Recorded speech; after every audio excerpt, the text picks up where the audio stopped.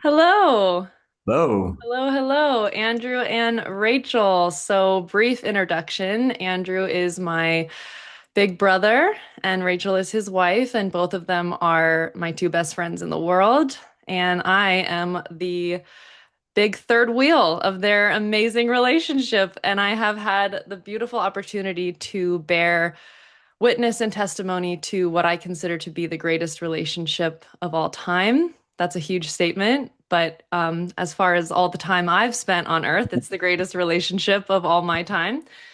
Um, and an analogy that came to me as I was thinking about this podcast today was the analogy of the 4 minute mile and how for so long runners were not able to break that record. They thought that that was the best it could get. Like that's the best of running that it's ever going to be for the mile until somebody broke it and shattered that ceiling. And then so many other young runners were able to in quick succession. And that's such a great example of what happens when we are expanded through a great example of something, whether it's financially and someone around us, taps into new levels of wealth, or someone around us, pursues a dream and has success, or someone around us gets into peak physical health and they have a crazy body transformation. It just rewires our brain into realizing that that ceiling can be shattered and there is a greater dream to dream. And we can really only dream at the level of our stories. We can only dream to the capacity of the stories we're telling ourselves of what's possible. So this podcast is about telling a story of what's possible in romantic relationship, which I know there are so many people that are struggling with, am I in the right relationship? Am I ever going to be in a relationship that feels beautiful and effortless and easeful and expansive? And so many people are struggling in their singlehood and they're trying to hold on to a high standard, but they're really shaky in their faith that it's possible because they haven't seen anything like what their dreams are telling them could be. So I'm hoping this podcast and praying that it serves somebody, hopefully many people, as a remembrance that it is possible. You two are just regular people that live in Northern California that have, found love with each other through literally a dating app and have gone on this beautiful journey and expanded your lives together so much and have grown into the best versions of yourselves. It's not like you guys are celebrities with some access to high level relationship coaches that nobody else could afford. Like you two really found love just in your 20s on Bumble, and here we are 8 years later, expanding your family and you guys have such a beautiful story that deserves to be shared, and that's why I want to document it. So, are you ready? We're Let's ready. go for it. Let's do Okay. it. Great things you said. Do you want to introduce yourselves a little bit further? Go for it. Yeah. Hi, my name is Rachel Rigo. I am a self-proclaimed dog mom, currently now residing in Northern California, and I am a voice actress, if that's gonna sum it up. And Chicken Mom. Chicken mom too. Important. Yes. And I'm Andrew. I'm Grace's sister. Your Um, great sister. I'm Grace's brother. Perfect. You're the That's prettiest sister. um I let's see it, play a little water polo in college and then found a career in construction and own a pool construction company, backyard construction company up here in Sacramento, but specifically we live in Loomis and have, like she said, some dogs and chickens and a little baby girl on the way, and there you go. Oh, amazing. So why don't you tell us a little bit about how you met, since I'm sure some people are reeling at the idea that you were able to meet 8 years ago on a dating app. Um, Yeah, I mean, so when we met, it it seems like a lifetime ago, but also doesn't seem like it was that long ago. But we met on Bumble, and she was very young. She was only 20, and I was 27. And I had a rule with myself, don't talk to any girls younger than my sister. But I also had a rule that said, don't ghost any girls. And Bumble's a funny app because the girl messaged you first. So I thought, well, shoot, this is an interesting predicament. But I said, oh, what? I'll message her. It's not like we'll get married. And then here we almost are. immediately once we met, yeah, I knew. Yeah, it was a cool time because it was really low stakes, honestly. I was in college and I was about to take a semester off to go glorified backpacking. And in those couple weeks that I was not in school but about to go, we matched on Bumble. So it was very much like we can go on a date, but I'm about to leave the continent for a while, so don't expect much. And then one date led to another date, led to a Me couple trying to more break up with dates. you. Yeah, trying to end it because what are we doing? It's happening very To fast. Yeah. suddenly he's meeting me in Europe and we're traveling through France and Spain together. Yeah, basically So 3 weeks in, I thought this is either going to end as a breakup because how could it work out rationally? Or I should end it now and just save us from that pain because I'd been through 2 breakups that were very amicable, but almost in a way that makes it harder because there wasn't like that big fiery end. It was just kind of like, realization that we weren't meant to be. And I just thought rationally, how could a 20-year-old who's still in college and traveling the world and stuff, but she handled it so maturely that literally, and I even said this in our vows, that it was at that point, 3 weeks in, that then I knew. And she didn't know that I knew, but I knew. So how did you handle it, Rach, when he tried to break it off because he thought it was moving too fast? so a woman's instinct is interesting. So nothing had gone anything but perfectly up to that point. This is now our like third weekend together that we'd be spending, and he lived in Northern California and we matched in LA. So he flew in a third weekend in a row, and I picked him up at the airport, and I just had like a pit in my stomach for no reason. Mm. And then 10 minutes into driving, we're in my car. Remember that little tiny Prius I used to drive? That thing was so cute. And we're on PCH, and I made some joke about how I was, going away with some girlfriends, and we're gonna have a crazy spring break in Mexico. And he's like, about that, I think we should end this. And I'm going 80 miles an hour. Like, what? And he just was like, this doesn't make sense. Where is this going? You have another year of college, when you get done with this trip you're going on. I'm 27 years old with a new career I'm pursuing, and I don't even live in LA. Like, what are we actually doing? And I just remember being like, you're putting a lot of thought into something that is so fresh and so authentic in the moment. Let's just take it day by day and see where it goes. I remember verbatim saying, uh, it's not like we're about to get married. Yeah. Wow. Wow. He also said, but I'm not afraid of that.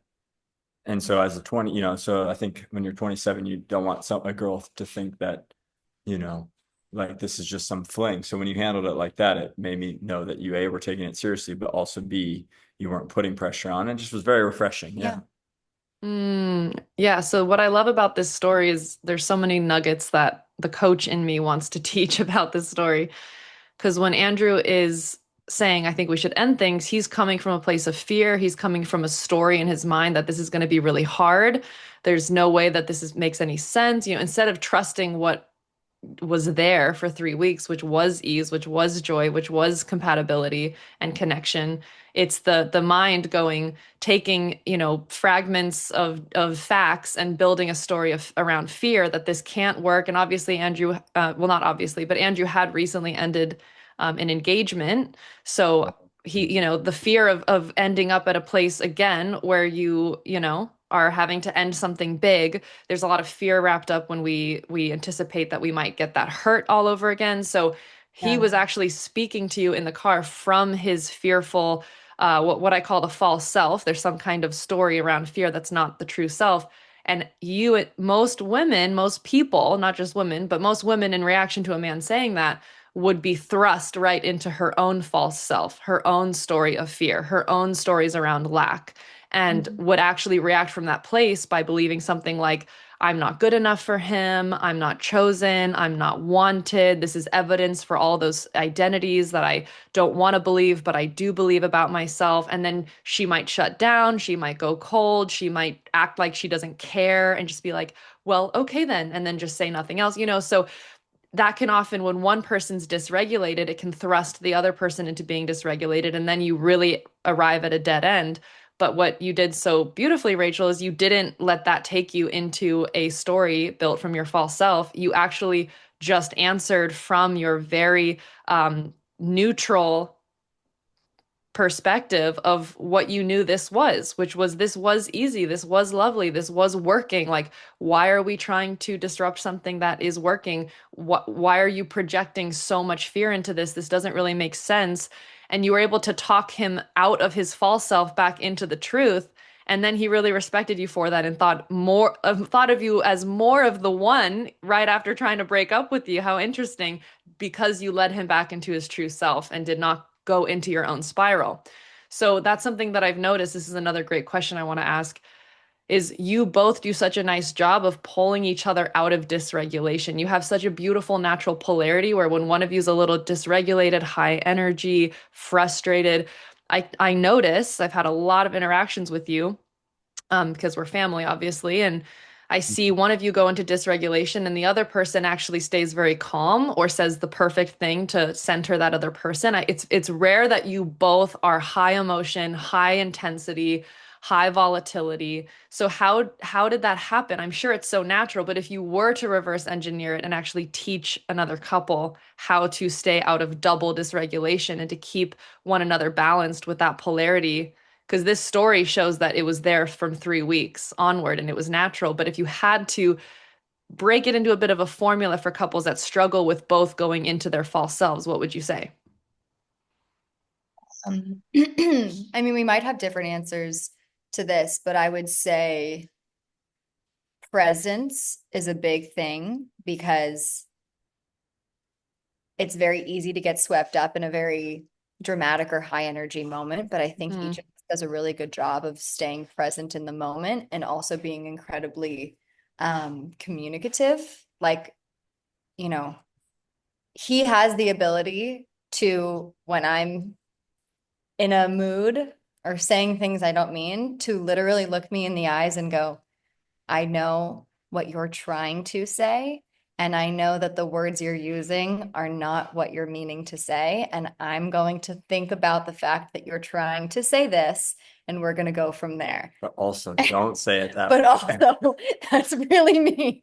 And so, wow. like, there's been so many iterations of that moment, both ways of like, Mm-hmm. you're just human. You're going to have those moments of frustration and I guess just anger and anxiety. And so, but you have to have that polarity as a couple. That's the only way that you even survive in life. Like you can't both be, you know, in a panic. Yeah. You can't both Mm-hmm. be, you know, like if someone's like a poor sleeper, like someone's got to kind of keep it regulated on the other side of the bed. I think that's kind of Yeah. Mm. do it. Yeah, I'd say, you know, I don't, yeah, I would say probably trying to think back to like if this was something natural, but I'd say maybe from sports, like if you're in a tough game and momentum's going against you, if the team just continues to like one person gets mad, then the next person gets mad, makes it worse. And so I think naturally, maybe there is something natural inside of us, but also I do think it's an awareness, like she said, a presence where it's like, if she's high energy, you have two options. You can go high energy with her, which usually wouldn't Mm-hmm. or you can kind of say, you know what, like, hey, your energy's high. Hey, let's just talk it through. You're obviously upset about whatever. Let's Yeah. talk it through. And I also think we've um, maybe something that we do well of that we always try to do is whenever we have had moments of fighting, we always, I think thinking about how I run my business or even from sports, like if you just look at the exact example, you're not really going to learn much from it. That's like what But you extrapolate. yeah, so I always, Rachel and I always go back and say, all right, let's go back. Like, I understand, like, you said this and I said this. That's not what this is about. What is it about? And then, so moving forward, if I'm feeling stressed from life or work or whatever, and then I react like this, maybe instead of you doing this, like, and so we try to do what you're exactly asking us, which is we go back and try to reverse engineer Mm-hmm. Mm-hmm. why did we fight there? Why was our energy high? And what I found is it's usually not that complicated. It's usually just Yeah. I was stressed from a long, busy day and I came home and my energy was frustrated. It really wasn't you because obviously the whole point is at the end of the day, I'm coming home to my beautiful wife and I'm so happy to be home. Mm. I'm carrying something and maybe early on her response was like, why are you being like this? But then if I could explain it from the perspective of here's why I'm under stress. And sometimes I don't know I'm under stress, but if you see me have behavior that seems stressful, maybe just say, hey, it seems like you've had a long day. Are you stressed? And so now what we try, we do is like we pick up on the tendencies. And so Mm-hmm. if someone's doing something, I might just be you know, like whatever. I'll come home, maybe I have some attitude. She'll be like, I think maybe you've had a long day. Maybe take a second and then let's talk. And then and then I sometimes I want to be like, I didn't have a stressful day, but of course I'm like, okay, and it gives me a moment Yeah. of clarity. I also think something that's important is to always try to see the other person's perspective. And I think this again, Mm-hmm. my company and with water polo, which is just like if someone, if you think like people are against you, Mm-hmm. only going to promote that. But if you can see why they're acting a certain way, so like if she is, sometimes it's a simple, so I have like OCD and the house has to be put back a certain way. I'm very particular. And sometimes I'll be like, God, I can't believe she doesn't notice to put back I'm looking at strawberries, put back the strawberries where I put them. But then I'm like, and so it can either cause me to be frustrated or I could be like, I don't think she notices that I'm putting them back that way. But if I just go to her and say, hey, love, it would make me really happy if when you put the strawberries back, you put them back here because that's where I like them. She doesn't go like, screw you. She goes, oh, okay, yeah, I can do that. And then it's like, instead of being frustrated, I just use my words and then she does it. And sometimes she doesn't shut doors or drawers and we still laugh about it. But the reality is like seeing each other's perspective. I know that she's trying to do the things that make me happy. And by doing that, yeah, I mean, overall, I think we've gotten to a place where, man, we don't really fight very often. And I don't, I used to think in a relationship, you needed to have some of those fights. And I think I had two very healthy, positive relationships, but I thought fighting was like good. I think nowadays we're able to just talk things through and get Mm-hmm. say, hey, Mm-hmm. well, we're It's a we're moment of high energy yeah, and then it's over yeah, because if you have something to say it and move on. yeah. Say what you're Like really say feeling. it, Yeah, figure it out, and move on. yeah, Most people's fights are the same yeah. argument, just a different iteration of Yeah, it we're over speaking both and about our over parents and and over. others. Yeah, You know what I mean? Like it's really basically like three main principles that people are continuously arguing about just in Yeah. different instances. And it's like, get on top of it. You know yeah. what I mean? Like just It's that Life, simple. the advice of this podcast is get on top of it, top of and it. that's all Like, we have to say. like Goodbye. just take a step back from Yeah. the minutia of the instance and be like, what's really going on here? Yes, Until yes, you do that, yes. it's going to be the same. It's gonna be the same moment repeating itself forever. Yeah, and I definitely think, humility is a big thing. I think Rach and I probably both carry a bit of egos in life, but when it What? comes to each other, we're very humble in the sense of like Mm, if she says, hey Andrew, and she wouldn't say it maybe this calmly, but if she comes at me and she's like, I can't, you did this thing and it really bothered me, having the ability to, even if you're frustrated, to be like, you know what, I could do better, I should do better. I want to do better. And then but hearing her what she says or vice versa, I think she's awesome. I'll be like, hey, that really bothered me that you didn't put the strawberries back or whatever. And then she does such a good job being like, you know what? I totally hear you and I'll do it. And then by doing that, then it's like, I see that she's putting in the effort that I'm trying to put into the relationship. So it mm. makes it easy to want to work to make her happy and, Yeah, Yeah, you both feel respected. very respected. definitely. Yeah. Yeah.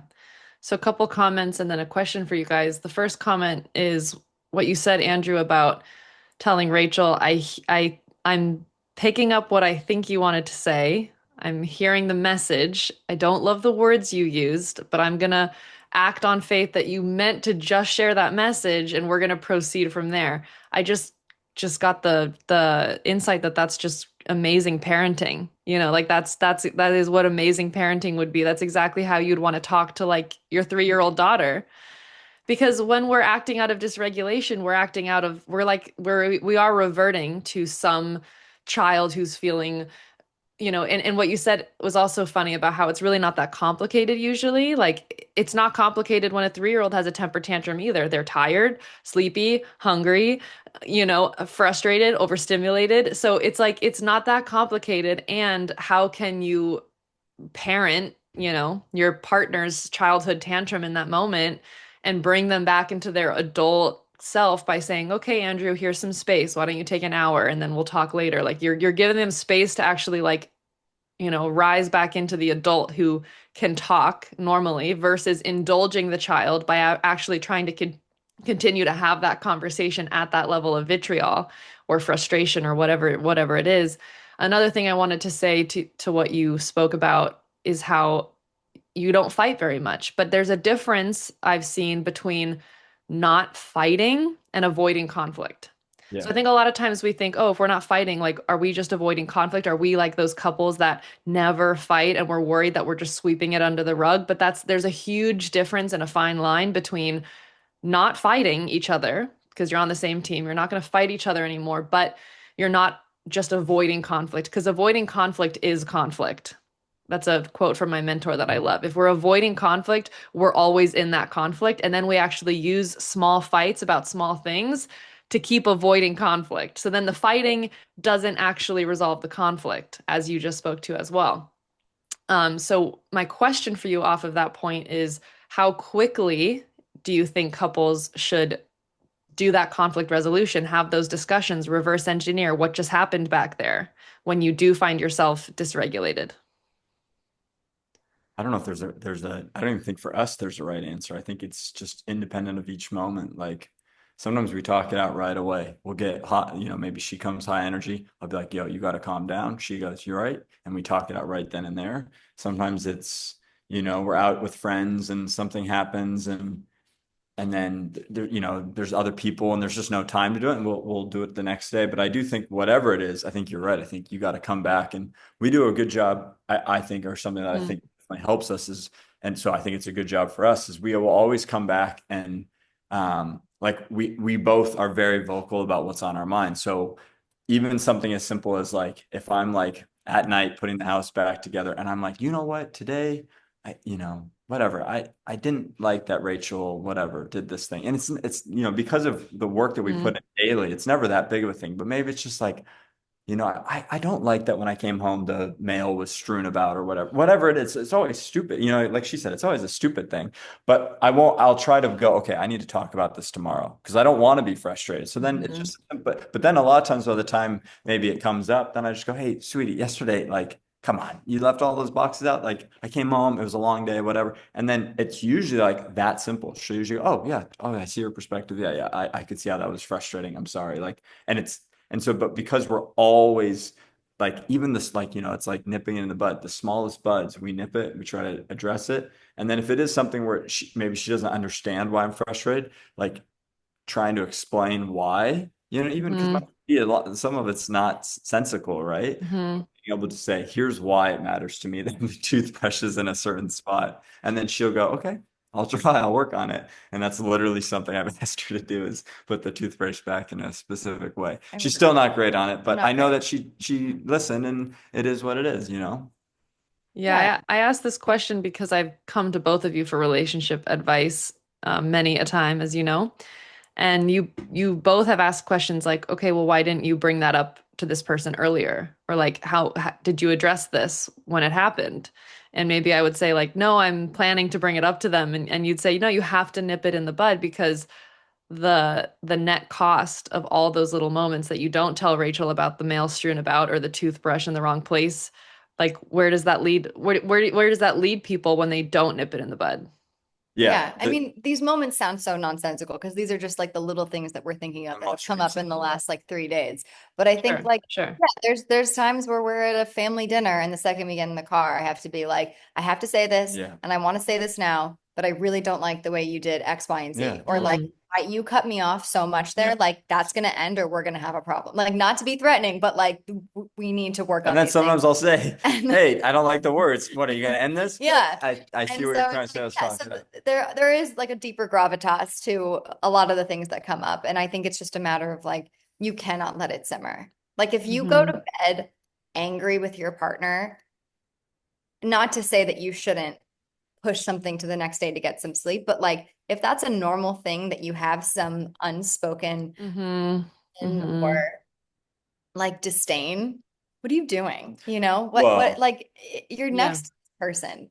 There should be no safer, more sacred yeah, space than with your partner. If there's something on your heart, say it. yeah. If there's something on your mind, if Yeah. something like looming, talk about it Yeah, if you because what are you Well, doing? what you just said, Rachel, is that would be a brand new belief system for a lot of people watching this, that there should be no more sacred, safe space than with your romantic partner. That would be so many people would listen to that and go, "What? Excuse me? What are you talking about?" Because so many people are in relationships, and I see this with my clients that they have to hide parts of themselves, or they have to turn a blind eye to certain betrayal that's happening, or deceit, or they can't actually share their full spiritual views with this person because they think that they would freak out. And it's just, what, how do you think people get there? Like, how do people, what is your perspective on people that you observe that are not in relationships that are the most sacred, safe space? How do people arrive there and agree with that reality? I think people just have this ideology of what they can accept and that like complacency is part of love.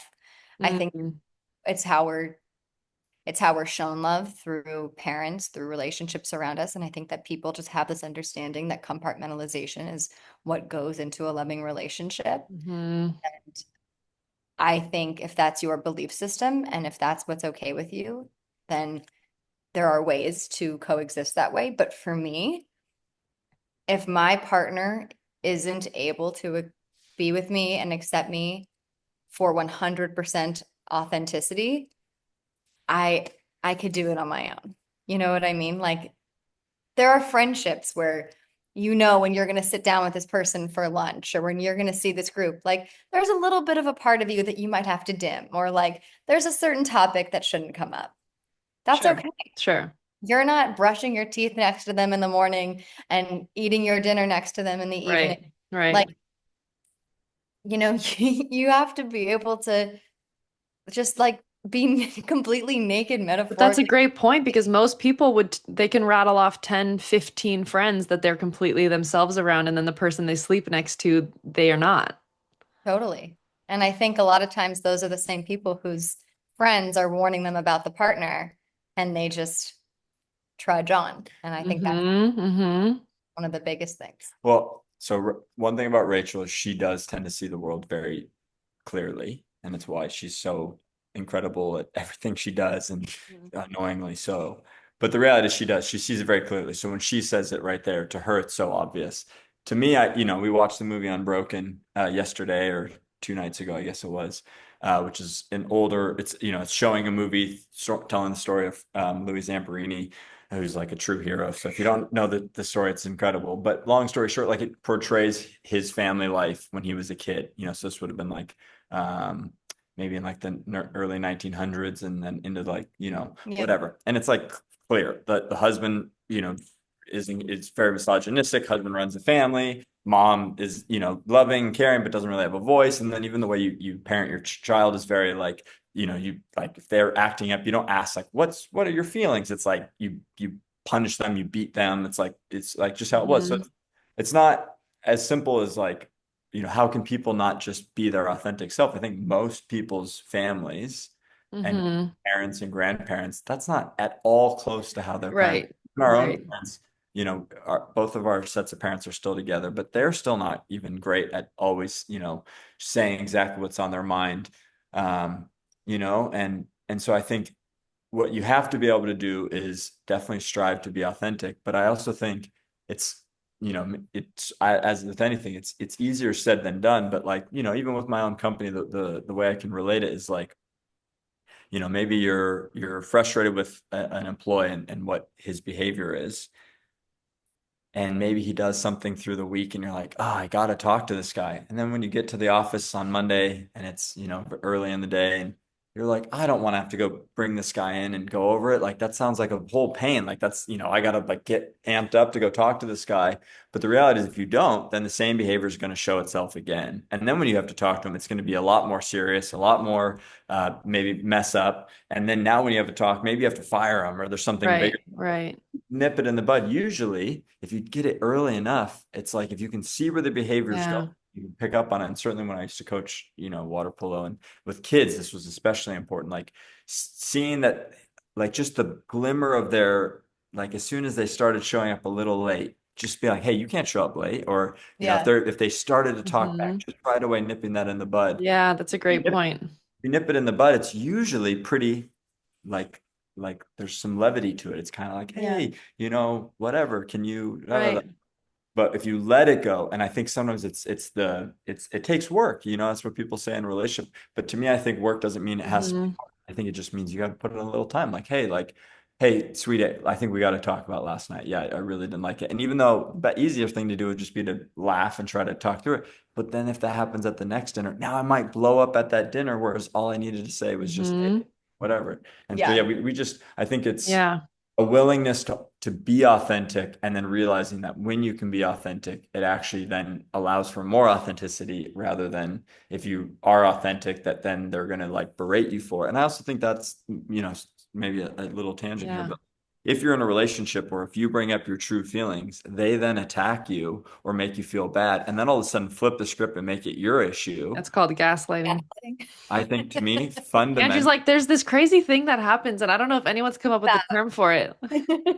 But I don't think most people even see it. But if Yeah. all of a sudden you bring up something, and then by the end of that conversation, and this is a common thing that men will, you know, like come together and kibitz about, they'll be like, I can't believe my wife. Kibitz, a good Jewish boy. There we are. Yeah. But they'll be like, da da da, I can't believe. And I'm like Yeah. thinking, Yeah. how can you not just, bring this up? But Yeah. instead what they'll do is when they bring it up, Hmm. the girl will kind of flip the script. And it's not always this, but obviously this is the perspective I'm hearing most of the Yeah. time. Yeah. Yeah. And then it's like, and then by the end of it, they're like, yeah, it was my fault. And I'm like, what? That's crazy. So if you're in a relationship where they're not really letting you be authentic, man, you got to pick up on that, and you got to see that, because that is Yeah. the toxic behavior that you're allowing. So you either have to, again, be authentic and have that conversation with your partner and say, hey, I came to you. Right. I said I was frustrated, and then you made it my problem. Man, Yeah. that's, see how unfair that is? Like, you have the right to your feelings, but I was hurt, and then you made it my problem. Like, that's Yeah. never going to end well. And I think Yeah.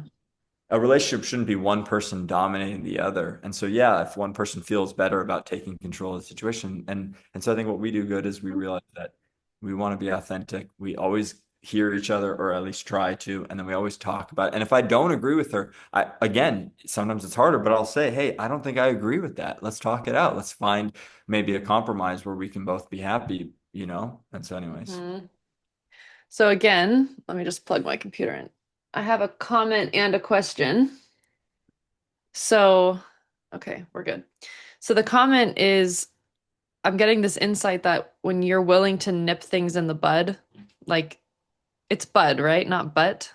But It's Isn't yeah, it? like nipping the in bud the of a bud. rose. I Yeah. like Yeah. want it to be butt. You know what I mean? We can Well, make it I that, always want it to be honestly. bud. But I think it's supposed to be bud.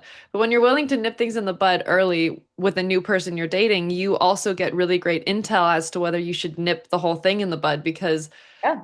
when you if you were to bring your authentic feelings, and again, it's not that you're going to bring it in such a way that you're like making them the reason you're sad, and projecting so much guilt onto them and saying that they're a bad person. It's like the way you do it is coming from a neutral adult place versus like the wounded child, and that's why it's working. So obviously that's what I would advise, is to make sure you're speaking in that neutral way of like, hey, let's just talk about this because I did really rub me the wrong way. But when you're willing to nip it in the bud, you find out if that person really has that growth mindset that they say they have or not, because you're giving them an opportunity to actually grow up, to see a blind spot that they had no idea was there. And so many people say, I have a growth mindset and I read personal development books and I do this or that. But then as soon as you nip a situation in the bud lovingly, they freak out, they gaslight you, they don't take any accountability, they put it back on you. Well, you should probably nip that relationship in the bud, because that person is not actually here for the growth that they say they are. Because if they were really all about growth, they would say, "Wow, I had no idea that I presented like that at dinner. Like, thank you for being such a clear mirror of what I wasn't able to see. Is there anything else you think I should work on?" And then the partner goes, "Oh my gosh, this person's really about the walking out the talk." But one thing I would say though is I think there's a fine line between nipping in the bud and trying to coach a person into being the significant other that you want them to. That's a good distinction. To say more about that.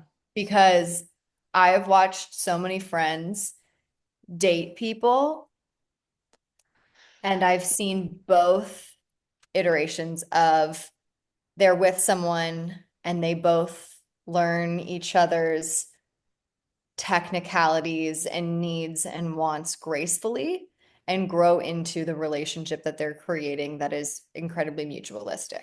I've Mm-hmm. also watched friends date people and continually try to alter their partner, significant other, Mm, like just suitors' reactions or their behavior to tailor it into something they like. mm, And it's like there you have to understand the difference between like someone being on good behavior and someone being the best version of themselves. Like it's totally possible that you are the first person to let this guy know that he cuts you off a lot when he's talking. Like it's totally possible that you're the first person to let this guy know that he's actually not as clean as he thinks he is. Like, and you can see how they respond. But you're probably not the first person to tell this guy that he's incredibly demeaning or the way that he right. talks to the women in his life is less than satisfactory or that he needs to like these kinds of Whatever. movies Yeah. or music. Way Like of life. Yeah. you cannot change a person fundamentally, but you can get a person to cater to the relationship that you're creating. Yeah. So Right, right. That's a that's good that's point. I also I'm I definitely guilty of doing that. That second one about trying to, saying something like, "Oh, I'm so committed to this person. I'm really falling for this person."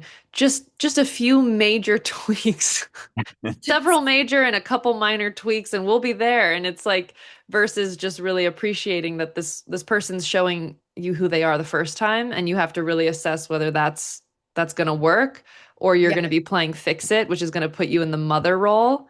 And I see this a lot where men are actually with some kind of expression of their mothers, and the mother is coaching them, editing them, Yeah. scolding them, and they're the little boy that's like, "And what else do I need to do for you? And what else would you like?" And then they end up losing their masculinity. They have low testosterone. That couple has fertility issues. I see this all the time.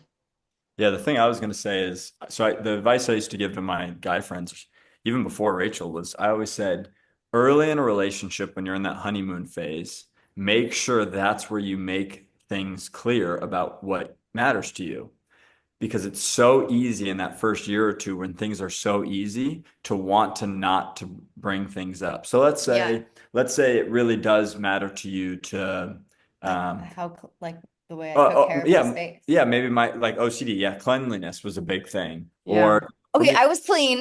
no, I just was messy. she was really clean, yeah, but like she definitely had a different level. She was like, stuff would go in a drawer, Clean-ish. but it wasn't terribly. Clean is not what Andrew is. Like, and Yeah, yeah, Yeah, Andrew lives by there's the some word. special neurotic formula that's like only ever been created by Andrew. So like, yeah, Yeah. clean and Andrew are not like synonyms, but But go I on. think like I think we had seen that like fundamentally I was an incredibly messy, disorganized person. Right. I had to change who I was to be with. Right. But I Right. think he good point. saw like, okay, when she travels, like she's not Well, I actually really think like the way compact. you just explained that is perfect. Yeah, if I Yeah. met her, she was fundamentally messy. If I had said, "Hey, I think living a life with less mess could be more beneficial to you," and then she said, "Oh my Yeah. God, I've always wanted to be cleaner. I just don't know how." Mm-hmm. It's That's, such a good metaphor. but I think that's Mm-hmm. Mm-hmm. couples can learn from each I've other. always wanted to be But cleaner. I and just don't know how. but if the person's like, "No, this is the way I like to live. This is the way I'm more comfortable," and then you try to Yeah. change. But it's so like this is a good example. Yeah. You can clean your room or you can keep it organized for a couple weeks, Mm-hmm. really. But I also think this, just to bring it back to I what I don't was. know. Let me just interject because another analogy just came that I think for some reason might be applicable is like let's say you're a man and you're like I really want to be with someone who likes to cook. I don't need Yeah. perfect traditional roles, but like that just really matters to me that my wife really like wants to cook for the family. And then that woman, doesn't really she does like to cook, but maybe she has no idea how to use a grill. And then Yeah. maybe he's like, I'll just teach you how to use the grill. And she'll be like, "Oh, that's great. I'd never had any idea how to use the grill." And now that she knows how to use the grill, she's like grilling steak, she's grilling chicken, and now she is blossoming into the person who's cooking for the family. She just needed that like little teachable skill that he could provide versus the woman that's like, I hate cooking. I never want to cook. All my meals are delivered. And then the guy's like, that's okay. Over time, we'll get you there, you know? So Yeah. Yeah, I another think example. the common one that comes to mind from the guy's perspective is early on, every guy talks about, oh, I want a girl who likes sports. So what's the thing girls always used to do, The right? Oh, pick I me. love football. Oh my God, I love it. And then, but the problem is if you set that, so let's just say following Yeah. this, you're a girl who doesn't like sports, and then all of a sudden you're for the first year going to sports because you're trying to be showing off in a certain way. Now at some point Yeah. you're gonna, oh my God, I don't like sports. But if you now bring it up a year or two or three in, that guy's gonna be like, what? You misled me. And that's Yeah. gonna be Yeah. frustrated that you didn't Yeah. show She that was a liar. She was a liar. basically inauthentically showed herself. But instead, if you say, look, I don't really like sport, like, and this actually relates to us. I play water polo. I played way, I could play way too much. I now play a few, several weekends throughout the year. Hmm. And Hmm. we've come to terms with like, I do love when she comes to watch me, but she's also said it that, hey, I do enjoy coming, but I don't like giving up, 6 or more weekends a year. So I say is I say, hey, I love when you're there. Why don't you just come to the big ones? It's fun. Yeah. And so like, but we said that from like the beginning. So it wasn't like when she brought this up, I was like, wait, what? So like that's kind of advice I've always said to my friends is just be super authentic. And again, it goes back to the nipping in the bud. Like early on when you're in the honeymoon phase, you just like maybe they say something and you're like, that I did not like. I mean, Yeah. maybe they say something, you're like, that sounded so vain. I didn't like that. Hmm. You're like, Hmm. whatever, I love them. We're early. And she knows Yeah. that was vain. She's not going to do that again. No, they will. But if you can go home and say, hey, I really like, I'm really starting to like you. Hmm. No, I did not like that side of you in front of your friends where you were Yeah. No. Yeah. talking I- But crap about your whatever. Like I didn't like that. And then if they're like, well, that's how I are, then you have Yeah. Well, yeah. the coach in me really wants to take this as a teachable moment because what you just said can invite multiple responses. If you see the girl says something that sounds kind of vain, you could one say nothing and then sweep it under the rug and then resent her much more over time. You could two tell her that was so vain and I am really unattracted to that and like I just don't want to hear you talk about that again like that again.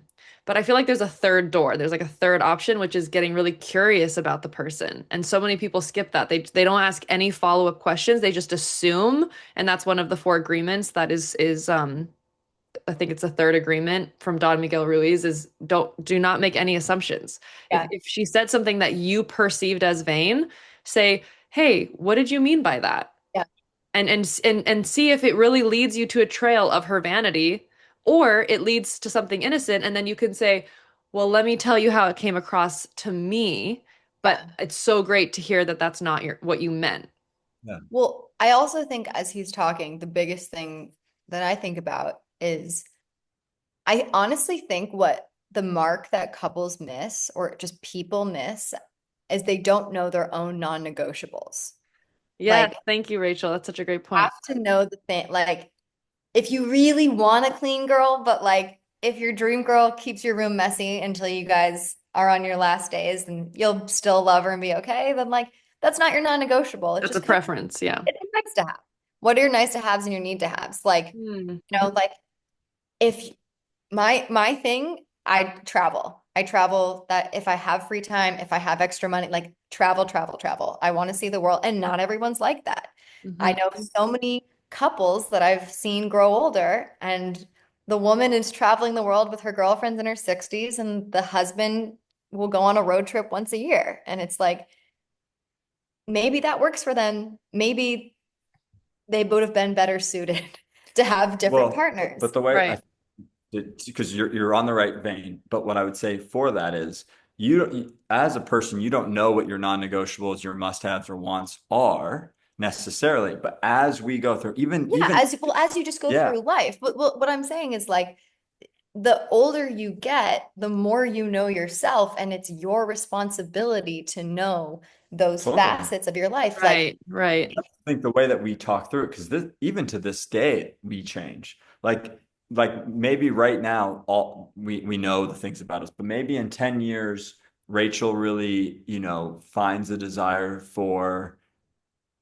spirituality or religion, if she starts to feel like that's bigger in her life, that's her, again, being authentic is she starts to feel those things. She might say, "Oh my gosh, I'm starting to realize I do want to do these things."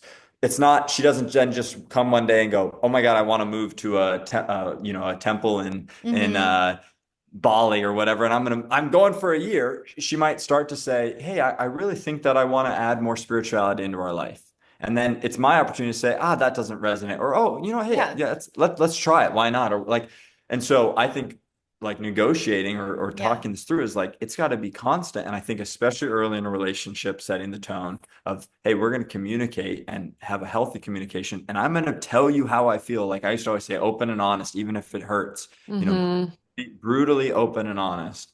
And so yeah, I think like what each challenge you face, and I think the earlier you can face it, it's nipping in the bud, so it's a lot less severe, like maybe if you say, "Hey, I really like to go to watch sports or whatever," and she's like, if that person then says, "I love watching it," but she Yeah. doesn't, that's bad. But you also don't want to say, "Well, then I'm not going to be with you." You might say, "Oh, that's great. That might be a great Yeah. time for you to go see your friends," and it's a bit of compromise, but there's also Hmm. sometimes where it's like it's not just compromise, it's like coming up with solutions. It's like, "Hey, I would love if you came to watch a football game here and there." And then Yeah. Yeah. it's like it's tit for tat. So I don't say, "Oh, if you do this, I should do this." But maybe in that Yeah. instance, I say, "Hey, I would love if you came to Mm. watch a football game." She might go, "You know what? For you, I'll do it." He would be stoked if I like sports as much as him, but But it's not his make or break. but then the other You thing know, is, it's a nice but kind of I thing. think this is where also I see couples struggles. They go tit for tat. So then it's like, well, if you come to the football game, then I'll go to that. Well, then both of them are going to go begrudgingly. But instead, if Yeah. I'm just like, "Hey, it would mean a lot to me to come to the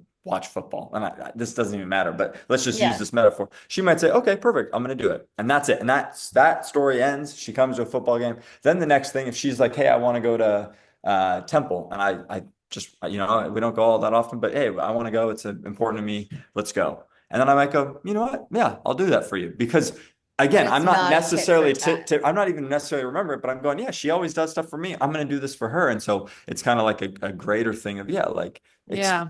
very brutally open and honest and explaining what matters to you. And then especially explaining why or as you feeling it. And then, yeah. And Well, then I if the think that's person what a cares. relationship is. It's an unspoken exchange of currency in a way. You know what I mean? But Mhm. it's once it becomes spoken or used or I think I I mean, some of the token is spoken, but like those love languages, like yeah. maybe you do like certain thing that's like currency, and then because you're putting that currency Yeah. in the Mhm. relationship elsewhere, Like Well, I just right? want to tie this up because I'm hearing multiple veins of thought that might have a nice intersection point. What you're saying, Rachel, is that, and this is something I teach my clients, to write down your standards versus preferences, or what you said, your need to haves versus your want to haves. Because if you've gone through your teens, 20s, 30s, 40s, whatever, and you're not looking back on every single relationship, friends and romantic, and kind of taking notes and reverse engineering what went wrong and how what you learned about yourself and what are your non-negotiables that you left those relationships over,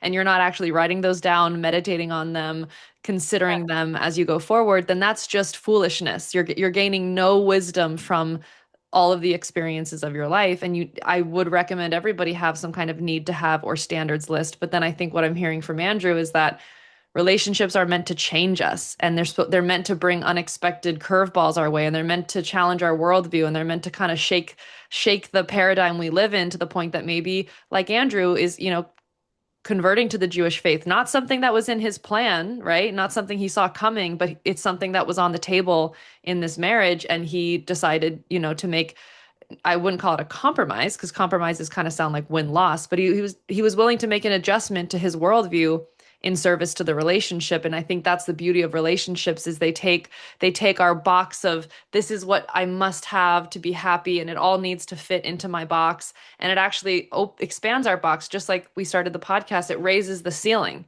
It blows the roof off, and now there's more you can access. But people, there's a fine line between, or there's a big difference between being, rigidly attached to exactly how it needs to look on paper with somebody because they need to check off your boxes. But you also don't want to live, so loosey goosey that you have no standards, and the riffraff is let into your heart, and you don't really ever decide what you're available for or not available for. You just kind of accept anyone who grabs your attention. And then you get those are the people that say, I lost myself. No, you didn't lose yourself. You never actually found yourself ever.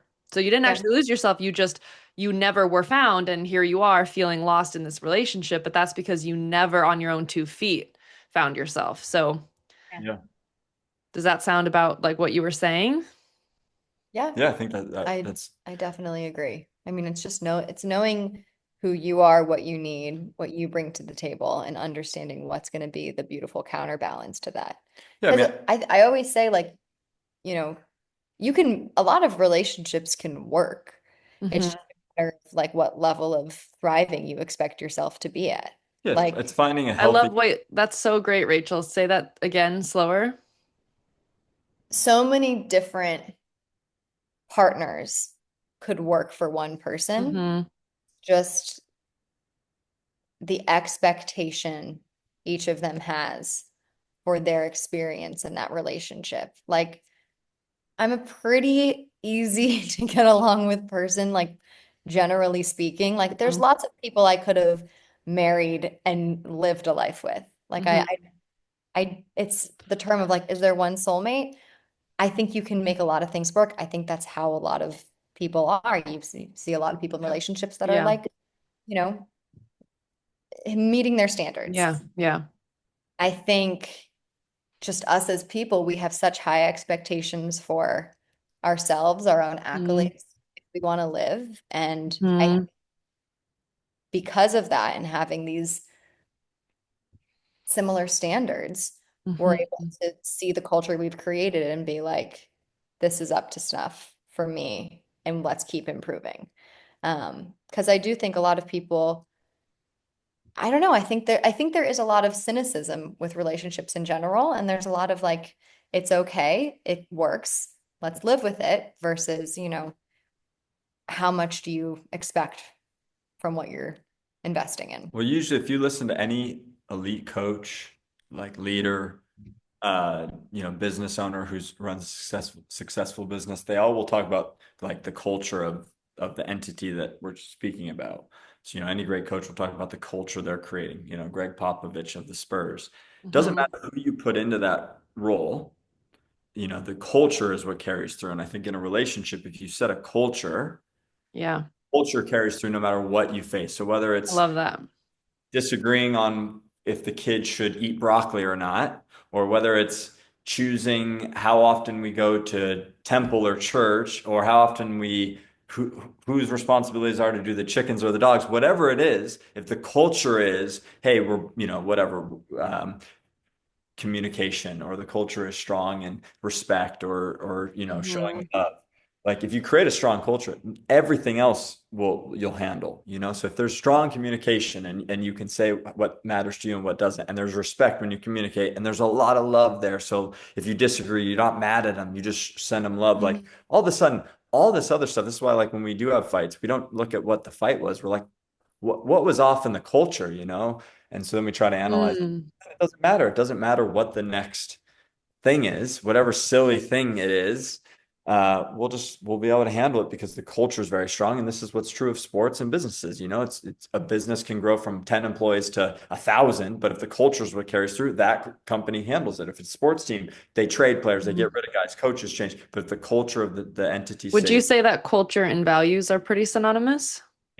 I think that's where, if they're not, then something's gonna break soon. Yeah. So it's kind of like your culture is pretty synonymous with the values that are in your relationship.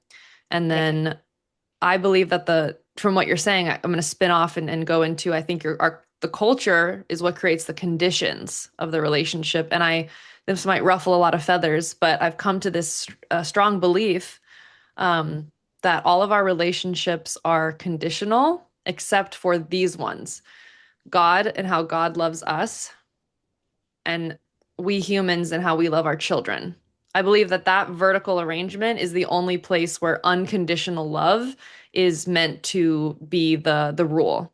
And every other relationship, from a friendship to a husband to a wife to, a boss, whatever, it has to have conditions. There has to be values that inform those conditions, that and those conditions being met over and over.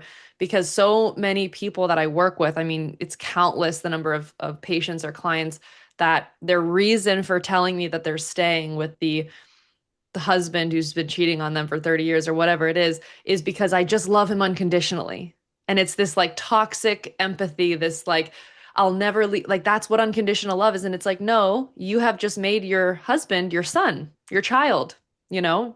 You're in the mother archetype and you're giving this devotional, unconditional love that's reserved for just the children you birth to this man. Like that's an adult. That's not someone that's in your care. You do not need to give them this godly unconditional love. There's a way that all of us can have outpouring of love for everybody on the planet, but without discernment, there's foolishness. Without any Yeah. discernment of who gets access to my finite human energy and resources, that's foolishness. Wisdom is saying, I can love everybody from afar, but I have wisdom and discernment with who actually gets access to my finite human resources. We don't have unlimited energy, time on earth, so we might have unconditional love as spirit beings, but my human does not have unconditional time and resource. And so I can't just be bleeding it into all these places that are not fruitful, that do not reciprocate. So how do you guys feel about that? Because I know that's going to ruffle some feathers that,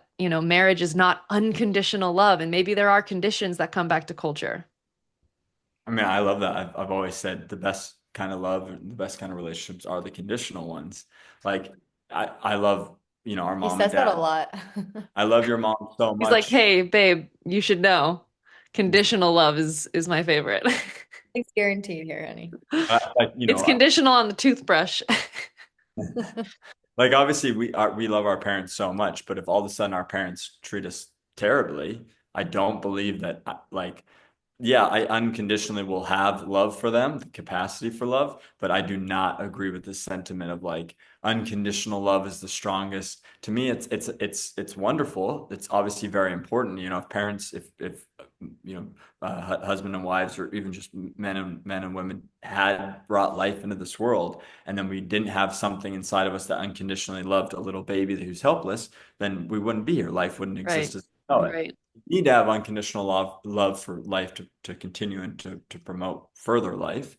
But I think Yeah. once on that, I think conditional love is way stronger. Like if you have a mom who brought you into the world and then she loves you, she cares for you, she shows up for you, she does all the things that a good, a great mother can do, then to me, that's you took a good starting place and then that's what makes it strong. So Yeah. obviously I will unconditionally love Rachel forever because she's going to bring life into this world that we share.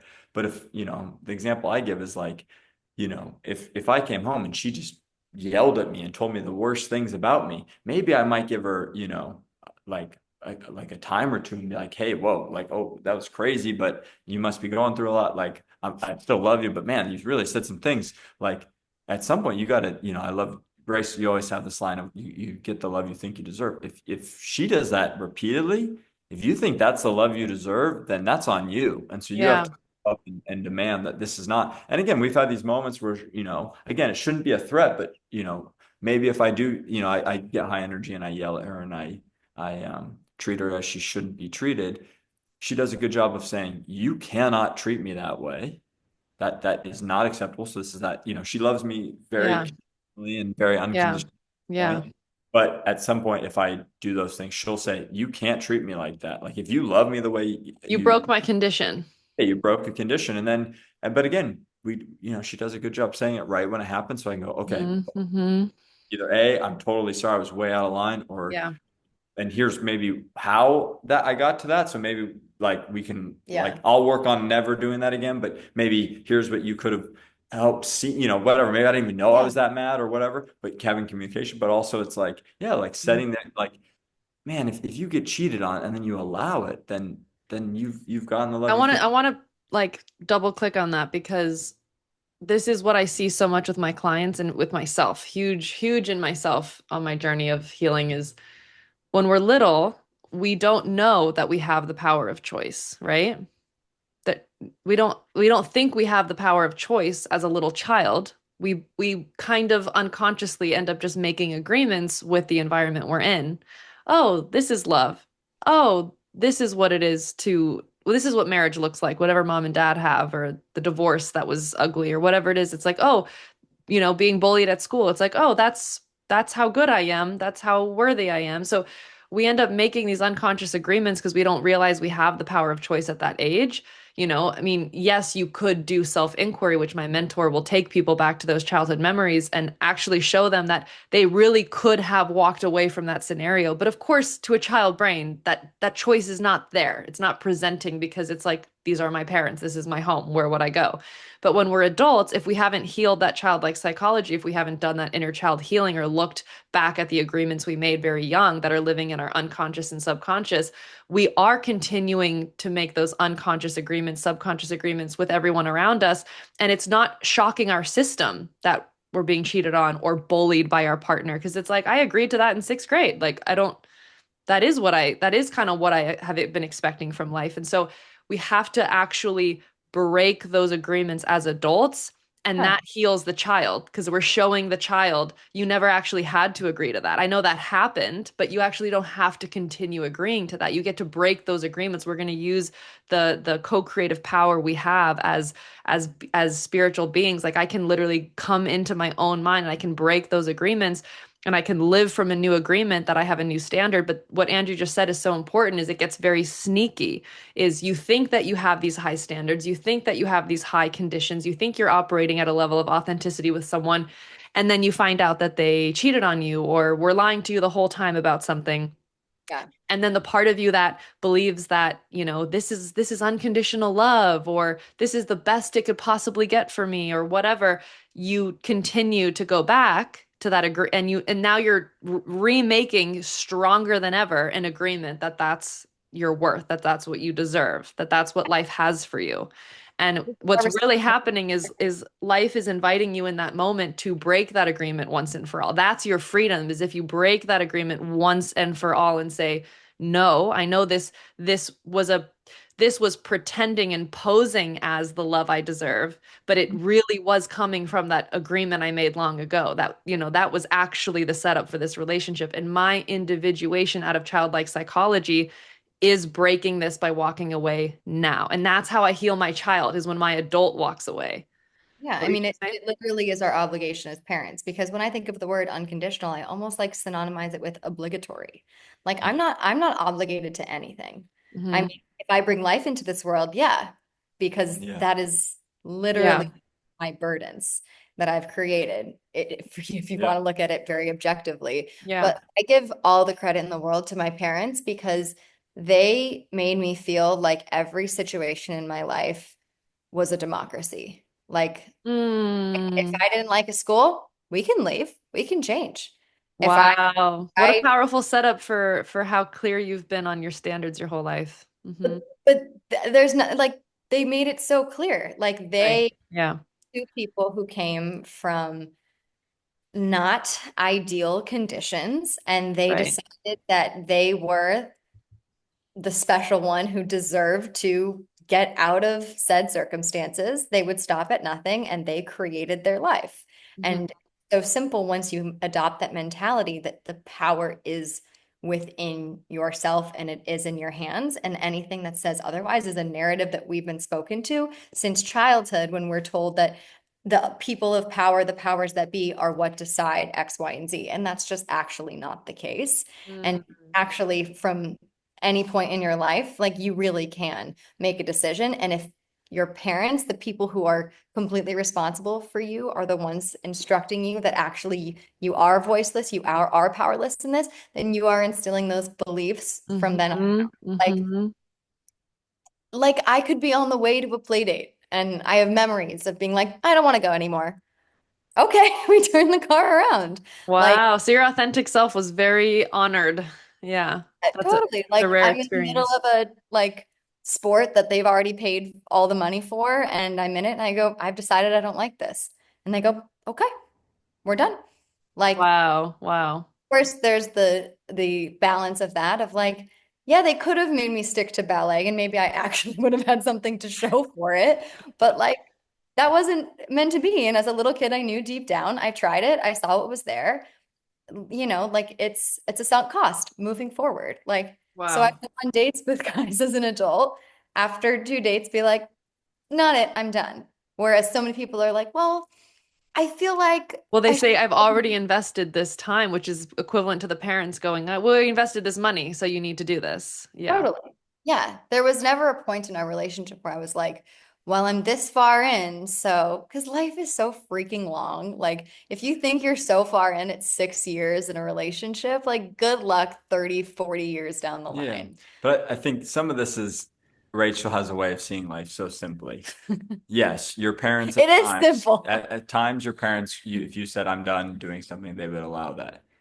I think for Rachel, and I always tell her parents, who I'm very close with, I always say, you guys are so lucky. See, Rachel and I have two doggies. First doggy we rescued, very easy. I thought I was like Caesar Milan, thought I knew it all. Then we get a second doggy, much more difficult. I go, oh, Yeah. maybe it actually was the dog we had and not. But I think I think that's the case of her parents. Nature versus nurture. We could be here all day debating, And right? so I think Rachel obviously sees it very simply, but I do think what this is about is again, it's like Hmm. you draw the line. So if you get cheated on once and you're willing to take them back, then you have allowed the line to be that you are allowed to be cheated on. Hmm.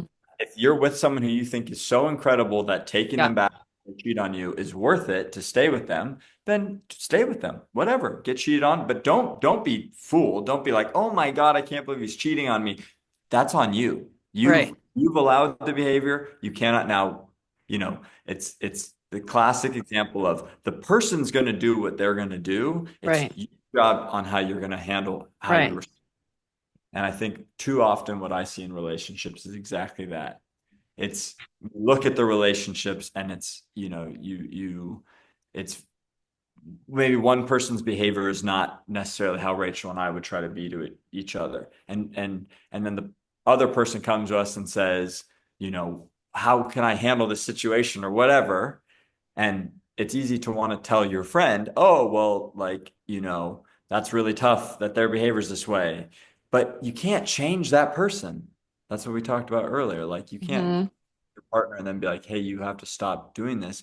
You have to just set like speaking about the one person. So if I was saying this to myself, like if I allow her behavior to be what it is, I mean, she's going to be who she is. So if I allow it, like if she does say, hey, I'm going to travel all the time and I don't want to hold down a job, I just want to travel freely. This is not how she is. But let's say she was, if I allowed that, then I can't blame her if she goes off and does that. I allowed it. But if she says, hey, I want to travel, it's important to me, and is that important to you? And I say, yeah, I'd love to do that. I'd love to be there with you. Then that's what I've allowed, and then we'll go off and we'll do it. And it's hard to make it because it's not black and white because there's so many examples. But if your partner is doing things that bother you, then draw the line and say this bothers me, and Yeah. then they Nip it in the right bud. Back to that conversation. but then they have the right to come back and say, well, this does matter to me. I am going to keep doing this and here's Right. why. And then that's where you have to kind of set the new line. And if it's that crosses my line, then it crosses the line. You got to stick to that. Or you have to say, I'm accepting that Yeah, this is not my line, but I still love you and you bring other things to the table and whatever. But if you say this is the line and this is what matters, and then they don't follow that, like I mean, it should be black and white. Like then they're not the person that you should I be know. with. We're the king and queen of oversimplification, but Yeah. that's what works It's for us. okay. I mean, the best things in life are simple. The truth is simple. The truth is kind. So I want to just ask a couple more questions before we close out because we've already touched on most of the questions I have here and don't want to keep you guys too long. But the first question being, this came to me earlier in our conversation. I wanted to circle back. I'm obviously a huge fan of everyone following their own intuition and building that intuition muscle and being able to discern for themselves because we're all sovereign. But for those people that have a lot of blind spots in relationship, they've made a lot of unconscious agreements in their past that have led them to partners that are, less than ideal from an objective standpoint. How important is the influence of really close friends, confidants, coaches in people's lives as far as like listening to those close friends, family, confidants when it comes to deciding who to be with? Like how much of a role should that play counterbalanced with your own discernment? I think it's everything. I Everything. think Yeah. I think I put more emphasis on friends and community than the average person, so I might Okay. have an answer. But to Okay. me, my closest friends. Why is that? I've like my friends are a reflection of me. I almost see Yeah. friends as like equal to family. Friends Definitely. Mhm. are to me. And I see, when I looked at my bridesmaids on my wedding day, I was like, if you were to combine these 8 people into one, it would be me. Like I am a part of each of Direct these reflection of individuals. who you are. And Wow. actually I remember someone saying this to me like back in college. A guy was Mhm. like, Mhm. number one way I size up a girl that I think I might want to date is I check out her friends. Totally. Like Totally. if they're really catty or if they're Yeah. kind of Totally. ditzy, like that means that you spend the majority of your time Yeah. just like discussing people, discussing drama, discussing like Yes. surface level topics. And that's not for me. So I would have to either fundamentally change you or take you away from your Yeah. friends. Wow. And so, Yeah. Yeah. I both Totally. assess people by the friends that they carry, and also like the influence and the input of my friends is all the weight in the entire world for me. Mm. Like if my parents or anyone I see at the level of closeness that I do, like the girls that were my bridesmaids or my mom or um, Great.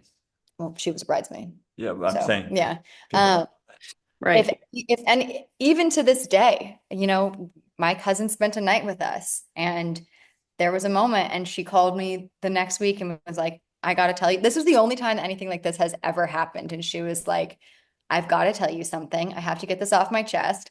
When we were at this bar and this happened, Andrew responded like this to you, and it really upset me. And I Mm. was like, I didn't even Yeah, notice. It was exactly. a group of us for a birthday. I was like, I didn't Mm. notice. And I was like, that did happen. I was like, I'm going to go talk Yeah. to her Yeah. because that is unacceptable. Thank you for saying it versus like she could have gone to you and been like, it was really weird how Andrew blah blah blah and I'm Right. just and then it cascades and so it's Right. like Right. Right. if my friends have anything to say about me, about my relationship about Andrew, I'm all ears Yeah. because how else Right. am I going to have an unbiased perspective? So Right. I take it very seriously. Yeah, and I do as well. And in fact, if I have any regrets, and my life is Mm. wonderfully, so I don't know if I have any regrets because sitting here, it's hard to say. I don't think I change anything, but the closest thing to a regret I truly have is not listening to the people around me when I was in past relationships. Because Mm. but the one thing that That's I would huge. That's a huge statement. Yeah, but the other thing I would definitely say is as long as the perspective is unbiased, listen to it. So, for example, like if you're dating someone and maybe it's the first person you're dating and your mom is struggling with a son who she's close with separating and her perspective is, you spend too much time with that girl and if you get to the root of it and you're like, I think the reason why you're saying these things is because maybe our relationship, my mother Yeah. Yeah. You have to suss out if there's an agenda, if it's their false self or their true self advising you. exactly. So but if you have a collective of people, especially from different walks of life, I mean, I think it's crazy not to listen. And in Mm. fact, it is the most crazy thing to be now at the side of life that we're on, where, you grow up, and when you grow up, you see parents who are friends of your parents go through divorce. Right. Right. Right. Maybe you just see, behavior of people who are older than you, and man, it's never it's very rarely a surprise. It's very Yeah. rarely a surprise when relationships end. Usually the way they end is exactly how if you actually thought about it, it would have. And I've always been a kid who's like really overanalyzed everything and been very observant of life. And especially now that we have friends who have gone through divorces and serious breakups, it's never something out of left field. It's always, yeah, we kind of saw that. And a lot of times for me, I'm probably overly vocal, and I'm sure people would attest to that, and that's just who I am. But I usually say it to people's face because the biggest thing I held against people is when I was in past relationships and my close friends didn't say it to me. So I always told myself I would say it. But even still, there's times where maybe Rachel and I share the belief. Maybe it's not like a super close friend, but then the relationship ends and we go, oh yeah, it was so obvious. Like Yeah. Yeah. Yeah. when you're outside of the realm of love where you get blinded by, and everyone talks about it's a drug, it Mm-hmm. stronger endorphins than any drug you can take. If Yeah. you're if you were blackout drunk and you did decisions, right? People aren't going to be like, wow, you made the greatest decisions when you were like, you're obviously going to make bad decisions when you're, essentially Intoxicated. intoxicated. Yeah. And that's what love is. Yeah. Yeah. Friends or outside of it give you perspective, or your parents or your friends. And then especially if it's like your parents, your sister, your closest friends, man, if they're all kind of saying the same thing, like as much as it may suck, again, that's where you have to make the decision of where's your line. If you're like, no, this person, it doesn't matter. They mean everything to me, then make that Yeah. decision. And you may lose a closeness with your parents or with your Yeah. closest friends, but Yeah. make that decision and then own it. But if Yeah. enough people are saying it, don't then come back, and if it ends, don't be like, no one told me, or play the victim. Be like, yeah, Right. Right. Right. I have a all lot to say on this too, because similar to you, Andrew, I feel like I don't have any real regrets in life, but to use that phrase, like the regret would be when I was married and I was in a relationship that was very wild and up and down, and really it it revealed all of the agreements to low self-worth that I didn't know I was making. So in a lot of ways it served me so beautifully. Now, do I believe if I spent 40 years in that dynamic, I would think it served me? I think that the problem is so many relationships come to wake us up, and we actually get lost in the nightmare, and we don't wake up till much, like the lesson could have been learned so much faster. But we dig our heels in, and we actually make firmer bonds with those agreements versus realizing that this relationship is here to help us break them. So for me in that relationship, both of you had a lot you wanted to tell me about the situation that you were noticing that I couldn't see because I was so buried in my blind spots. And I think a key indicator I'd love for people to realize is if you have any desire to withhold information from the people you say are closest to you, your sister, brother, parents, best friend in the world, whoever, the people that see you beneath your mask, if you have any desire to withhold what has happened in the relationship, like I'm not going to tell them that he said that thing the other day, or like I'm not going to tell him what I found, definitely not going to tell my brother what I found on my partner's phone, like let's just keep that to myself. Like if you're doing this withholding, and you're starting to lie to your closest people because you're actually wanting to lie to yourself, and you're concealing that information from people that have your best interests at heart, that is going to come back and bite you. But to Andrew's point, if you're willing to look at all those people and stare them in the face and tell them everything that's going on and be like, and I still stand by this. This is my truth. Like that's one thing. Your eyes wide open, but if you're actually choosing to close your eyes and not open up to the people around you about something because there's actually shame and guilt there, because a part of you knows it's not righteous, it's not good, it's not loving, it's not kind, and you don't want to share that, then you're just lying to yourself, and that's always going to come back to bite us all. You can't avoid that. So especially knowing what you just said, Andrew, that love is what blinds us the most, that love takes us by storm, that love is a drug. Why not have a safety net in place? Maybe set a certain precedent now. Maybe make an agreement with yourself. I'm in my single season, right? And anyone else in singleness, make an agreement to yourself that when you start to date, you're going to include your closest people before you're on date 27, and you've been like, blinded through the situation by love, that you haven't brought anyone into your experience. Like actually tell people what's been going on from the get-go. Have certain people be like confidants that you bring information to, and you check with them that like they're like, yeah, sounds great, or like you have them meet the person a little bit earlier than usual so that you're not just buried in it by yourself. So maybe build some parameters where you're going to commit to including your closest allies. And obviously it's not like every friend, but we all know that there's people that really, really want what's best for us, and they have no intention to derail us from our highest good. And if you don't have those people in your life, make that priority number one. To That comes way before finding a That comes partner. way before your partner. You need to have people in your community, in your life, that you can lean on and be your full authentic self with. If you don't have one friend, trust me, that the partner's not coming for you. If you don't even have one friend that you can be authentic with. So have a plan that you are going to actively include them in the dating process so that you don't get so blinded and carried away. I had a hilarious experience with you guys, remember, of a guy like, came over to your house and cooked dinner, and he cooked us dinner, and I was like, I think you're gonna love this guy, and you both the next day were like, oh, we hate the guy. We can't stand that guy at all, you know? And even your mom said something similar, and she's usually like pretty amenable to most people. So I that was so important. It was like, oh, well, that was like date 4. It's like, well, good thing that wasn't date 40. And I'm like, he's coming home for the holidays, right? Because you guys helped me open my eyes to the reality. I really was just sticking it out with this person because I was coming from lack, loneliness, despair, and that's why I wanted this kind of connection, just to like patch up some of my voids within of loneliness and whatever. And I just wanted to feel excitement. But there was nothing really great about this person for me. And you were able to reflect that early on. And then it was like, once I saw it, I couldn't unsee it. It died overnight. And that's so important. Most people don't include others in their process until they're so deep that they are committed to it beyond what anyone could tell them. But what I would say though is like be honest. So let's say you're in a relationship and let just simple example, Hmm. like maybe she doesn't get that along with your parents. Maybe, she's not best friends with your sister, but maybe it's not the end of the world. Okay, but now you have a couple friends come to you and they voice things.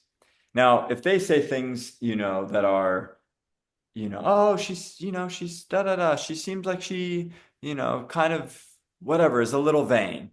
Then I think if you can listen, you can say, you know what, I think she is a little vain actually, but yeah, here's why I like it. I like that she dresses really nice, and I like Hmm. that she, looks attractive. Like if you can have an honest conversation with these people around you who care a lot about you, and then you can still come out of it and go, no, like, like when I first started dating Rachel, like you met her and one of your best friends met her, and you guys were like, she's awfully young. And I was like, she is awfully young, right? Like, is this crazy? But then by having that conversation, you guys were pointing me through the things that maybe I was blind to. Now that I knew she was young, so this wasn't a shocker to me, but still, maybe someone brings something up. Then if, or Right, like if right. brought up something about Rachel early on, I wouldn't actually try to push it off because I had been through that before. I'd say, okay, why do you think this? And then I might say, I really disagree. Or, hey, here, I do agree. I think Mhm. she could improve on this or whatever. Yeah, But but then, because you were willing to be upfront and to bring her around so early, you realize that our only objection was that she was young. And you're like, oh, well, I can see past yeah, that. but there, like, even, maybe mom brought up things because, like, like early on, she was a college student. So it's not like she had, like, honestly, it's not like she had money or something. But if I mom, was a broke But bitch. but if mom and dad were Broke like, "Oh, mom. it seems like she's not really contributing as much," I would say, "You know what? She's not." And but then I'd go to Rachel and say, "Hey, it does matter to me maybe that you contribute or whatever." But we have the real conversation, Hmm. and by having it, then I could go back, let's say, to my parents and say, "You know what? I agree. I think she wasn't, but hey, this is how we addressed it." Because then what it is to me is then it's like I'm not eschewing the fears or the concerns. I'm actually like facing them as a relationship, and now I can stand on 2 feet, stand on business, and say, "No, things are great with this person." But I think where most people go is if, let's say, your parents or your sister or your Right, friends, right. you'll say, no, things are amazing. Things are so great. Every time Yeah, oh my God, things are just amazing. yeah, Now you're lying.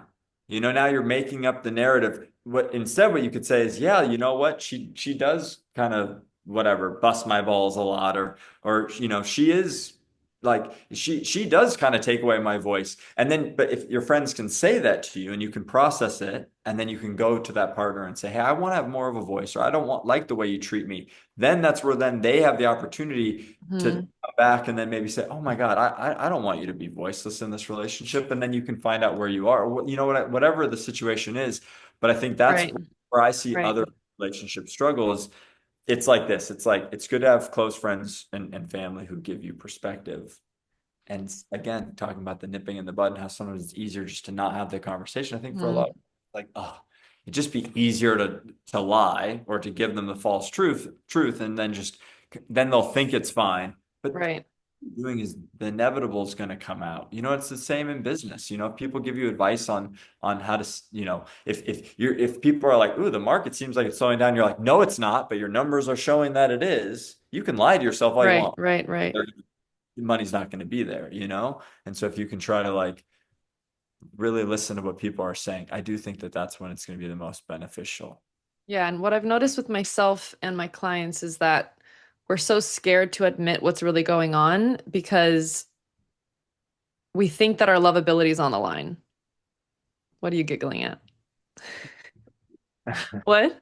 She's just so cute. We That's keep touching each other. Aw, must stop have it. our dog is down here. Save that for later. Um, I feel the problem is we really believe, and this is another agreement we've made from childhood. We believe that our lovability is on the line. We believe that our worth is on the line. When so it's like, oh, I don't want to bring this to this person because if they have a negative reaction and if they threaten me or they say they gaslight or they want to leave me or what they can't handle the truth and they whatever, we perceive that their reaction confirms that we're not enough for them, which means we're not enough. We're not wanted, we're unworthy. And so it's like and we're not lovable. And so we've collapsed all of our lovability into one person. And that's so dangerous. And it's something my mentor says, Brandon, he says, you cannot go looking for unconditional love in conditional relationships. And that blew the top off for me because I was like, that is exactly what I was doing. And that is exactly what I was getting wrong, right? Is like, I've come to this place where I know that the source of unconditional love for us all comes from God.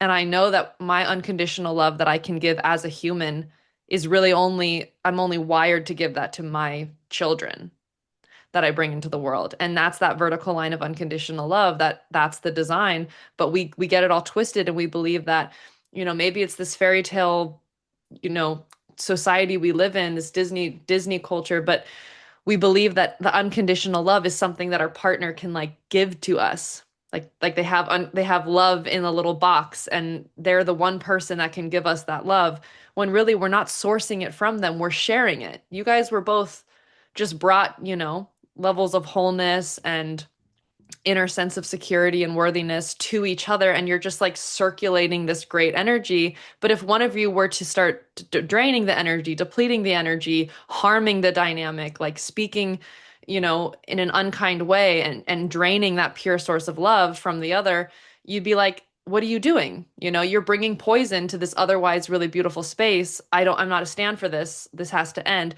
because that person, even though you love them so much and you want it to work, that they're not the one and only source of your love. Like you could walk away and you're still lovable, but most people can't say that.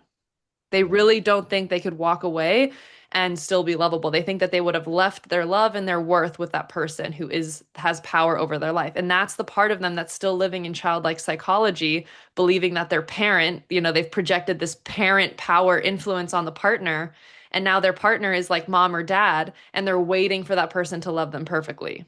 And Yeah. if we don't heal that childlike psychology, we're going to end up in these dynamics where we can't be fully ourselves because we think that love's going to be taken from us. I also think people get stuck in the moment, like I love Rachel with my whole heart. I know we'll be together our whole lives. Yeah. We're children and grandchildren and the like and all of that. But all of my confidence comes from the work that she puts in and day out to be better, And so the thing that I said in my vows, and I still believe it, is that I love her more today than I did yesterday, but less than I will tomorrow. And Mm. reason why is because I know that, if this was a stock, her stock is Mhm. going up every day. Oh my God, are you talking finances? And but a lot and but Now you're really gonna have to get a room. and so she always puts in the work. And so I just see the trajectory and it's very obvious. Yeah, we're going to be together forever because she's always working hard to be the best version of herself the next day for me. But I think what's especially hard is like, but let's just say, you know, we end this podcast and then tomorrow she's different, something flips and all of a sudden she's not, putting in the effort in the relationship. She's treating me poorly. The respect goes down.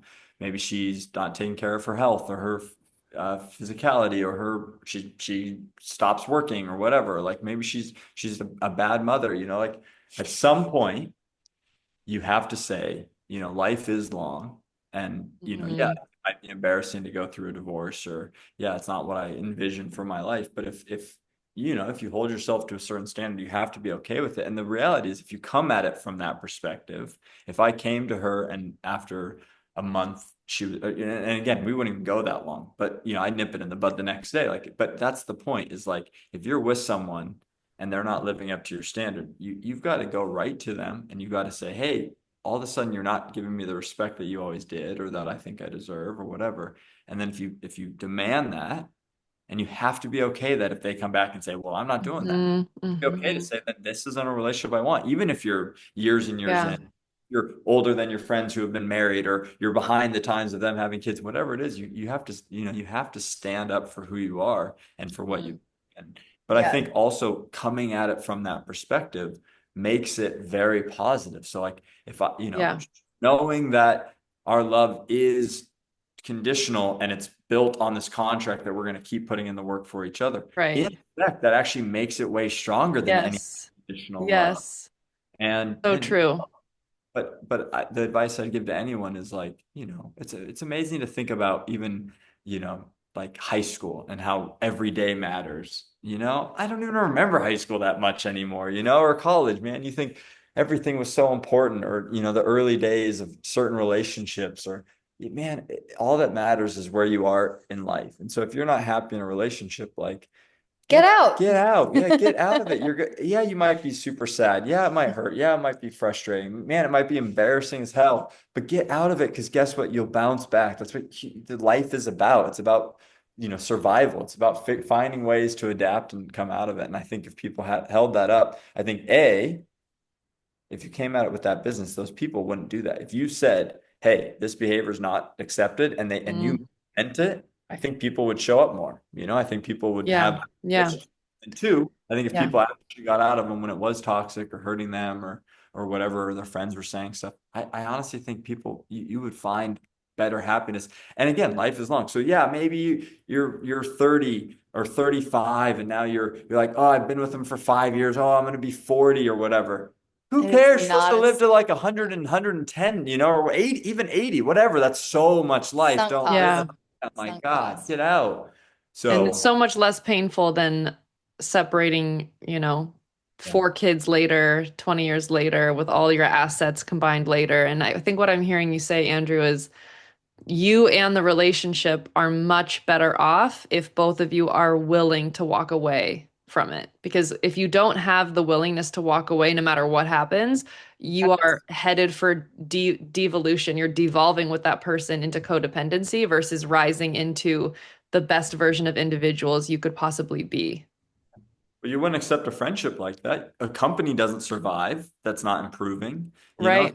It doesn't win games if always make the same mistakes. So it's like, why in relationships do we make these crazy exceptions? You could be best friends with someone for 30 years. If they, slap you in the face, you'd be like, I'm not ever hanging out with you again. It doesn't matter. Like, but in relationships, people will get abused or they'll get cheated on. It's crazy. But yes, you just got to hold yourself to a higher standard. And I think if you do, yeah, the relationship's stronger for it for sure. Okay, 3 rapid fire questions to close out. You ready? Is it to us as a whole or You each individual? have to answer, but it's more succinct answers. Andrew, no, I'm just kidding. Um, okay, so first question, if you had to teach a master class on dating for singles, what would you tell single people in 2025? What would be like the tagline of your master class? I mean, you've heard me say this before, but it should be easy. It should be easy. Find a person that makes life easy. Don't find Uh, like don't coexist with someone that gives you angst and stress and worry and deterioration. Like literally should be easy. We want to go to South America on a whim. It's so easy. So We both prioritize the same things, we make accommodations, and we live our lives, and we have the exact same priorities. So it's easy and it works, and it's it how we should be have our easy. I think people need to hear that loud and clear. It should be easy. should so be easy. super easy, Um, in my opinion. I think we live in such a cool time. I mean, back in the day, you had your Yeah. local bar, that's where you met people. And man, you go to the bar enough times and eventually you're like, man, I think that's the best girl there. I think I gotta marry her. Nowadays you get to go on apps, you can swipe right or left on like 1,000 girls in minutes. Do you think that's a positive thing? I think it can be. I think what it It's what allows you us to make it. do is exactly that. Yeah, I think it allows you to be exposed to so many more people. So I think in so many ways, it allows you to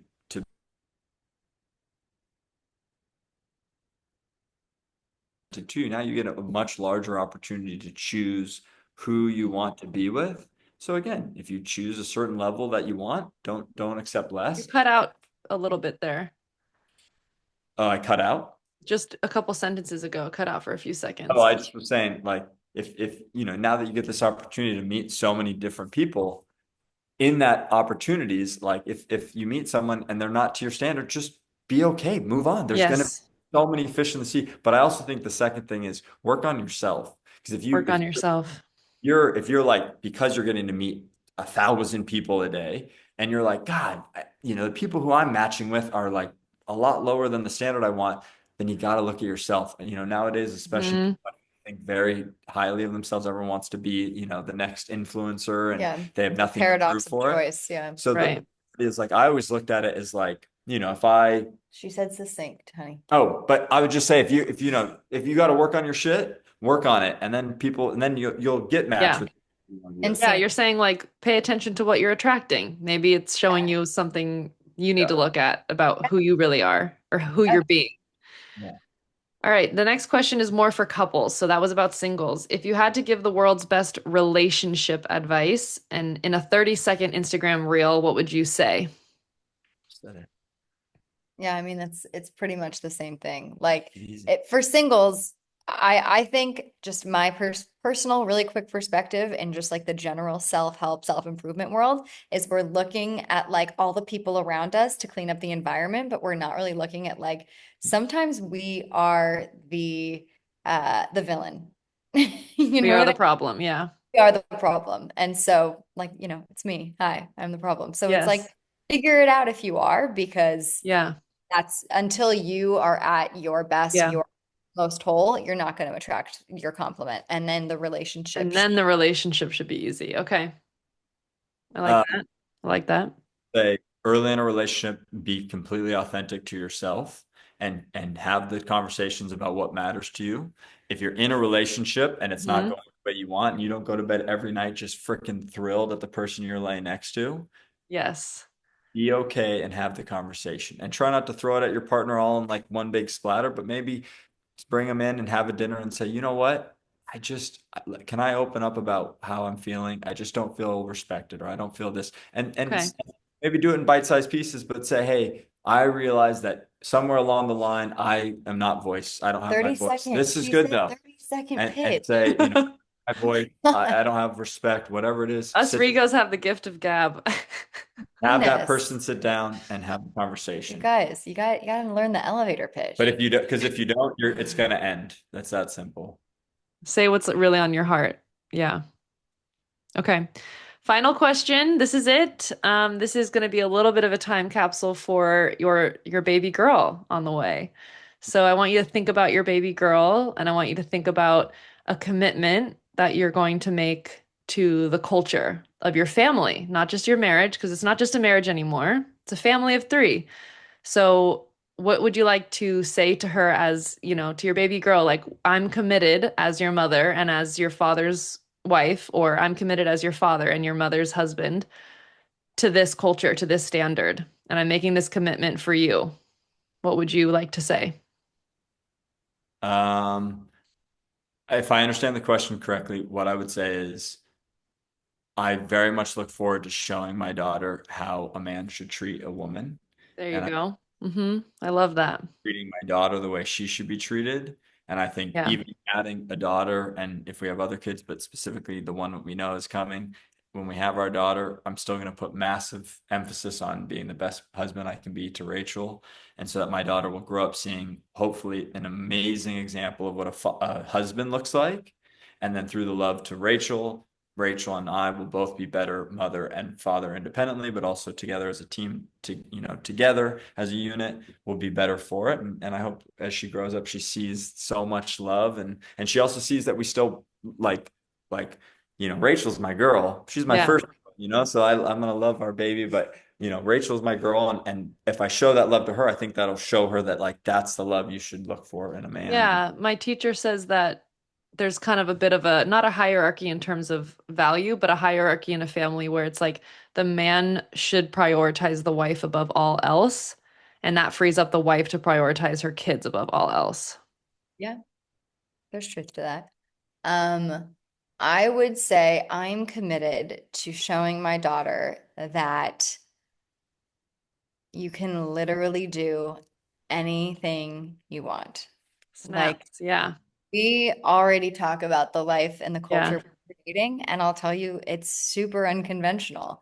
And I think above all else, I'm so grateful to be going into this chapter of life with a partner that I have the same values as when we talk about how we envision parenting, how we envision homemaking, how we envision our lifestyle. Like, it's unique and it's unconventional, but it's we're on the same page, and I can't wait to show this sweet little thing what a life of spontaneous travel and living in the moment and Yeah. getting your hands dirty with the chickens every day while also like excelling academically. Like, you can literally do it all, and anyone that tells you you can't is lying. Yeah. And I am so excited to, you know, Yeah. take that all on together. Well, I have one for her. Mhm. Oh, I think it's coming to me now. My commitment to this baby girl as her auntie, and I'm claiming godmother right now on recording. As her auntie and imagine if godmother. he didn't pick you. Just making that known to my audience. Um, You literally officiated our wedding. Imagine if we were like, hey, We'll see. so my commitment to the to baby girl, my goddaughter, is that I will keep my standards so high that I will only accept the most exceptional partner for myself that also is easy and effortless and beautiful and kind and all of the good things that I want her to see as an example because I think if I don't, she might look at her parents as these crazy outliers. And it's like there's some children that grow up in those households and their parents are like if something so special, but all her friends, come from these kind of lackluster parental relationships and then she's like I don't know. My parents just are the soulmates that's impossible standard to meet. And I'm going to have to settle with the other things I see because my parents are just the one outlier. But I think if she's raised by a whole village of the most exceptional relationships on earth, she won't be able to think of you guys as like just these outliers that are impossible to meet for herself. And she also deserves to have the best uncle in the whole world. And so I definitely will keep that in mind. It feels like an added layer of responsibility for me that I never bring anyone around her that wouldn't be the greatest, potential uncle for her. And so she's really transforming our hearts already, even though she's not here. well, I love you, sis. I love you both so much. Well, Dad. Yeah, you're gonna be the cutest girl dad. You're gonna be the cutest parents ever. Love you. I Thank love you you. for joining me today. It was so awesome. You packed so much value just by being yourselves, and people are going to take so much from this. And I hope that they just feel and see the truth of what you're living, that it is easy. And I can attest it. You're really, it's so funny sometimes visiting you guys up in Northern California, and you guys will have like a 3-second argument that ends in a hysterical laughter and chasing each other around the house with like chocolate and like you literally are acting like children having like the most fun playful time and then you'll look at me and go God, that was like our biggest fight all year. And I'll be like, what? That wasn't that was like that was awesome. That ended in like a fit of giggles. Like I don't even remember what part of that was the argument. Like I don't know. So I think that there, I can really attest and it's really transformed my heart to witness your relationship. And without your relationship in my life, I don't know if I could have gone from the level of standard and self-worth I was operating at to where I know I'm going now. So thank you for being that example for me. And I'm honored to be able to pass on your story to other people as an example for them. Oh, that's That's very kind. that's like the sweetest words ever. Yeah, we Well, love you.